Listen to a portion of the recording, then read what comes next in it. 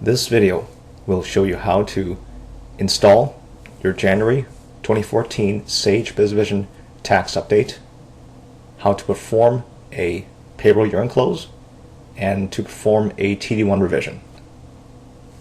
The January 2014 tax update is for Sage BusinessVision 2013 7.60 and Sage BusinessVision 2014 7.70. After downloading the payroll table files from the customer portal, you can see here that I've created a folder called January 2014 tax update. If I double click, there are two versions of the January 2014 tax update. They are the Payroll 7.63, used to upgrade BusinessVision 2013 7.60, 7.61, 7.61A, 7.61B, 7.61C, and 7.62. The 7.63 update will bring those versions up to the 7.63. If you have installed the Sage BusinessVision 2014 7.70, the update will install 7.71.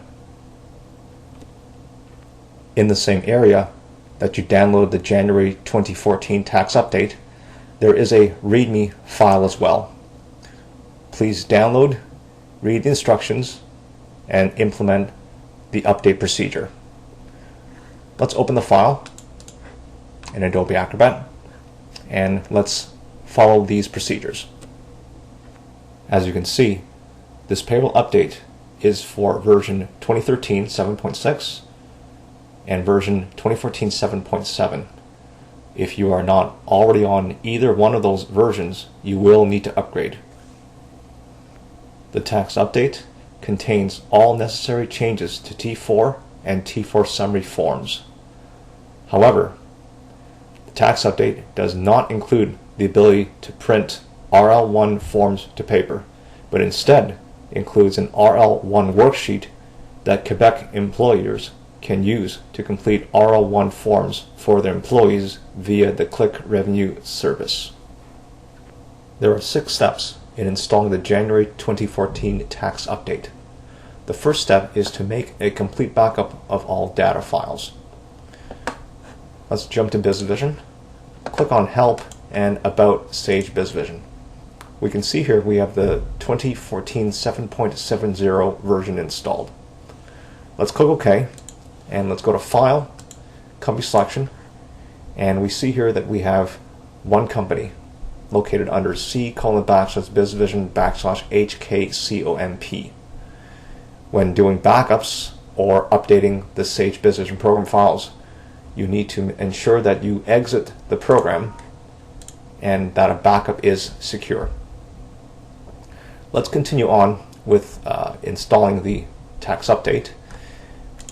Earlier, we downloaded the payroll tax update to a folder called January 2014 tax update. We saw also that the version installed was 7.70. To do the install, we'll double click on the 7.71exe file.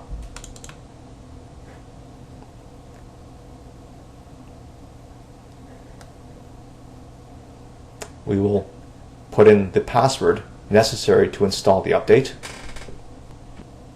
The password is emailed to all payroll update subscribers or can be obtained by calling customer care at 866-725-0724. After inputting the payroll update password, we can click on Next and click on Next again to update the tables. Let's click on Yes and let's click OK. Please restart your computer by clicking Finish to complete the install. After the machine has been restarted, let's log back into Sage BusinessVision.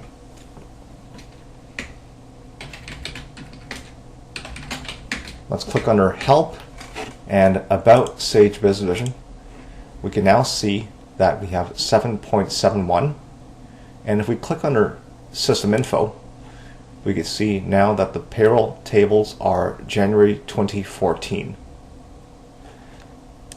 This tax update procedure must be installed on each workstation. Now that the January 2014 tax tables have been installed, let's go back to the README file. Since we've completed steps 1 through 6, let's look on page 2, how to perform your payroll year-end close. The payroll year-end close is performed once per company. It should be done after making a backup and done after you've finished all paychecks for the payroll year of 2013 and before producing any paychecks for January 2014. Do not confuse a payroll year-end with your fiscal financial year-end.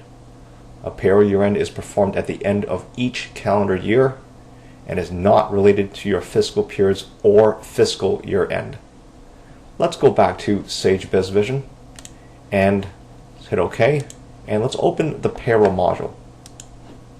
We can see here that we have 3 employees. Let's go to the first employee and let's click on the earnings tab.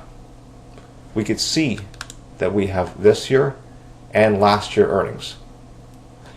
Likewise, if we go to your different employees, we have the same. We have this year and last year. If we are satisfied with this year's earnings, we could close the payroll module and we can go back to the README and let's click on Utilities, Payroll Setup, and Payroll Year End.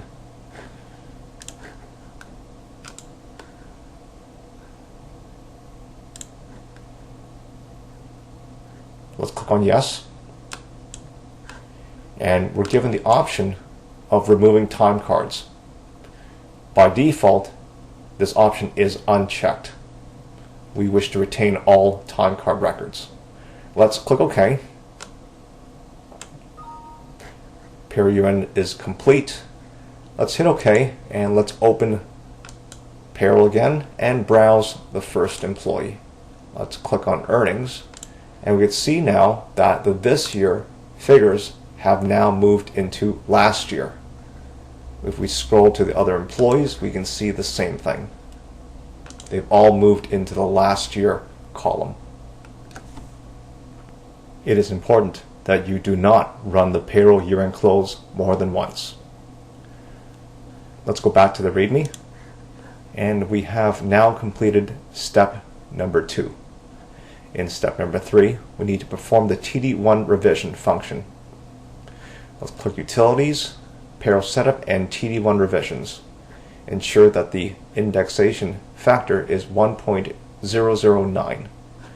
Let's go back to BusinessVision, close the payroll module, click on Utilities, Payroll Setup, TD1 Revisions.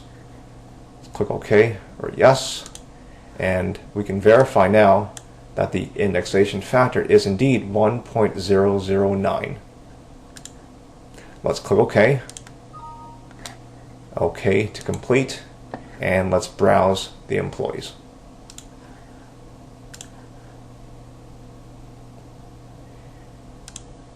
In the Amounts tab, we can see that the tax credit is 11138 and the provincial claim is 9670. Check each employee to ensure that the tax credit and provincial claim amounts have been adjusted correctly. The steps shown here for installing the Sage BusinessVision 2014 January tax tables, the payroll year-end close, and the TD1 revision for Sage BusinessVision 2014 will be identical for Sage BusinessVision 2013. Let's go back to the readme.pdf, and since we've completed steps 1 through 5 under how to perform your payroll year-end, please read the sections for changes reflected in the January 2014 payroll update and frequently asked questions regarding payroll.